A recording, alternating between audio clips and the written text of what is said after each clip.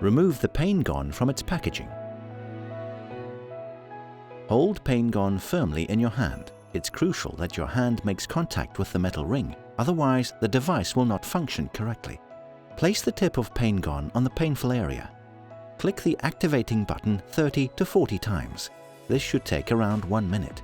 With each click, Paingone delivers a controlled electrical pulse. These pulses activate the body's natural pain relief mechanisms. You can apply directly to skin or through clothing. To treat larger areas of pain, you can move the Paingone as you click. After 30 to 40 clicks, treatment is complete. Many users feel the benefits within a few minutes. If applying Paingone to another person, make physical contact. This will ensure that the therapy is correctly administered. Paingone can be used as often as required. If pain returns, simply reapply Paingone, following the previous steps.